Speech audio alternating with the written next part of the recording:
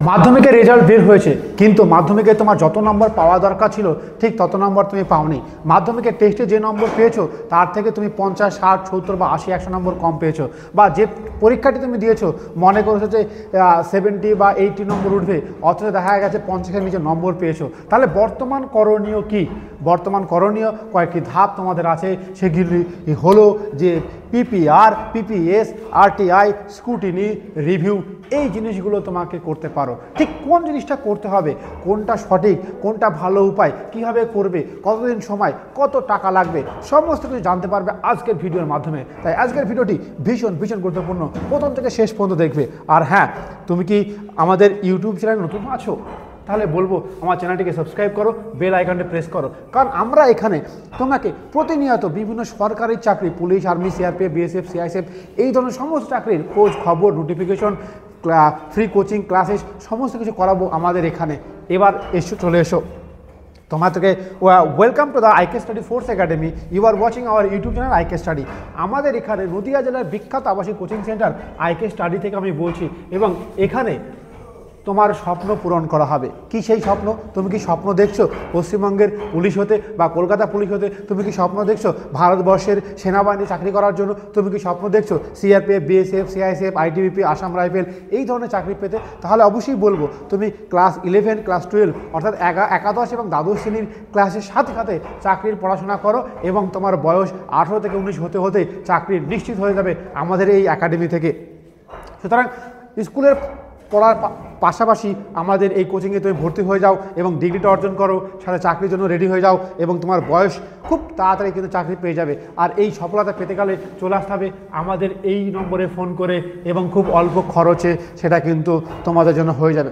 Yes, আমাদের এই পশ্চিমবঙ্গের একমাত্র আবাসিক কোচিং সেন্টার যেখানে 3 বেলা খাবার, থাকা, খাওয়া, পড়াশোনা করানো হয়, যার 365 দিন খোলা থাকে।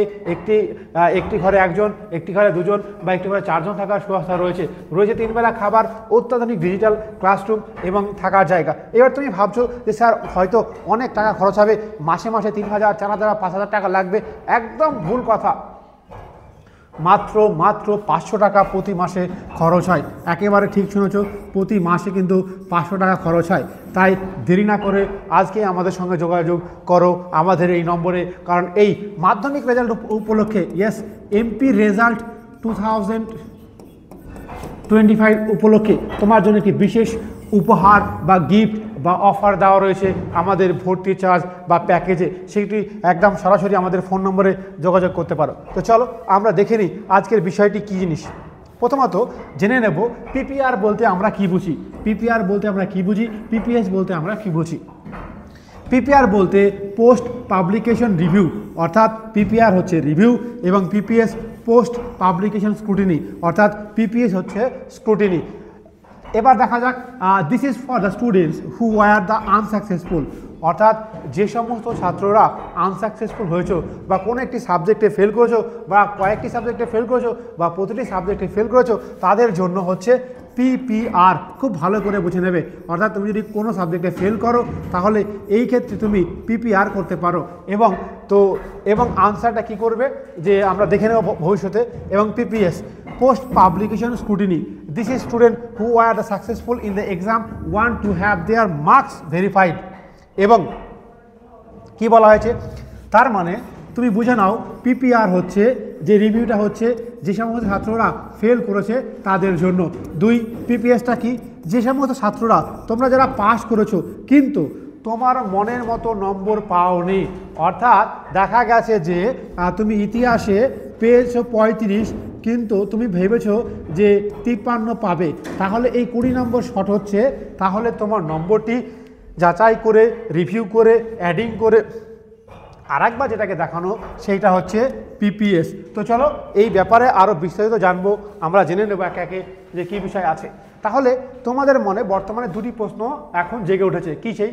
স্যার তাহলে রিভিউ করব না স্ক্রুটিনি করব, কোনটা করলে বেস্ট হবে, কীভাবে করতে হবে এবং কত তারিখ পর্যন্ত করা যাবে, কত টাকা লাগবে, এই প্রশ্নগুলির উত্তর আমি আস্তে আস্তে দেবো। তো চলো প্রথমে দেখে নাও যে খাতা রিভিউ করলে কি নম্বর বাড়বে কিনা। ধরো তুমি খাতা রিভিউ করতে চাও, নম্বর করলে রিভিউ বাড়বে কিনা।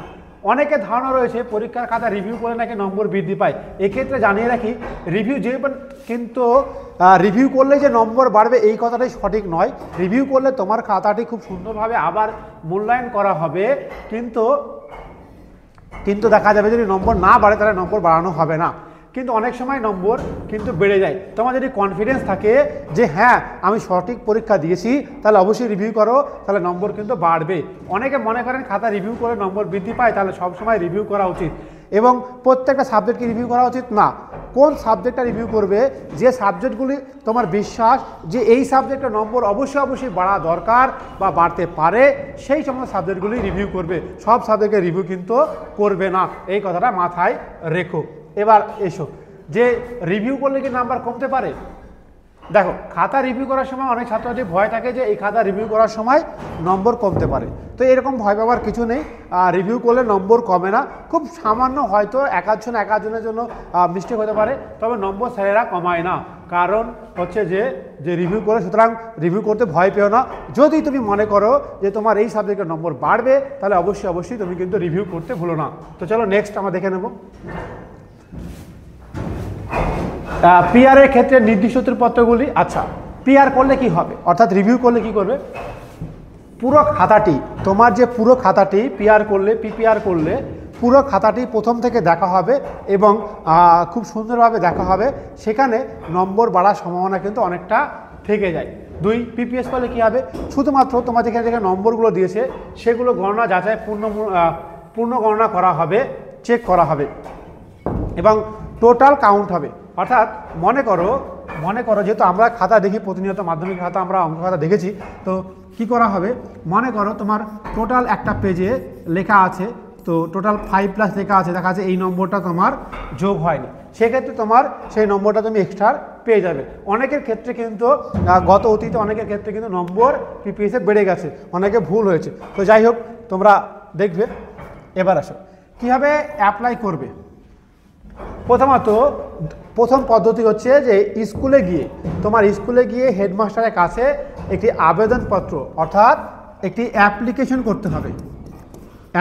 করতে হবে যে স্যার আমি এই সাবজেক্টের ওপরে আমার রোল নাম্বার এত, আমার এই সাবজেক্টের ওপরে বা এই সাবজেক্টের উপরে রিভিউ করতে চাই। সেক্ষেত্রে ভালো করে দেখো, আপনার স্কুলের প্রধান শিক্ষকের কাছ থেকে আবেদন করতে হবে।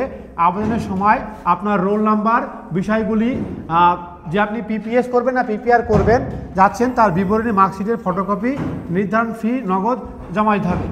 স্কুল কর্তৃপক্ষ 2 টাকা বেশি ফিস নেয় এবং বর্তমানে 100 টাকা প্রতিটি সাবজেক্টে ফিস হিসাবে লাগবে, ঠিক আছে, তো সেটা দিতে হবে। 2টি সাবজেক্ট করলে 200 টাকা কিন্তু ফিস হিসাবে তোমার লাগবে। বুঝতে পেরেছো? এবার তুমি প্রথমত কয়েকটি কথা পরিষ্কার করে বলে দিলাম যে পিপিআর যারা ফেল করেছে তাদের জন্য, আচ্ছা পিপিএস যারা পাস করেছে তাদের জন্য এখানে পুরো খাতা ঘুরিয়ে দেখা হবে, এখানে শুধুমাত্র নম্বর চেক করা হবে। এবার এখানে সব সাবজেক্টে করা দরকার না, বেছে যে সাবজেক্টগুলো তোমার দরকার সেগুলোই তুমি করবে, নচেত অন্য সাবজেক্টগুলো করবে না। প্রত্যেকটায় মোটামুটি 100 টাকা করে লাগবে এবং এই সেম অর্থাৎ হেডমাস্টারের কাছে গিয়ে কিন্তু করবে। এবার কথা হলো তুমি বা তোমরা যারা সরকারি চাকরি পড়াশোনা করতে চাও, পুলিশ, আর্মি, সিআরপিএফ বা ডিফেন্স লাইনে আসতে চাও, তাহলে আমাদের অবশ্যই আইকে স্টাডি আবাসিক কোচিংয়ে চলে এসো।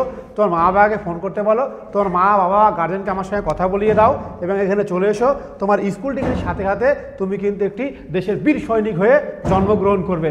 একেবারে খুব সহজেই কিন্তু চাকরি পেয়ে যাবে এখন থেকেই, কারণ এত মার্কেটে কম্পিটিশন, এত বেশি মানে হার্ড লেভেলে লড়াই চলবে। তাই এখন থেকে প্রিপারেশন নিলে তুমি কিন্তু 18 হতে 19 হতে চাকরি কিন্তু পেয়ে যাবে। আর এই চাকরি পেতে পারলে army, navy, CRPF, CISF, ITBP সব জায়গায় কিন্তু এখানে কোচিং করানো হয়।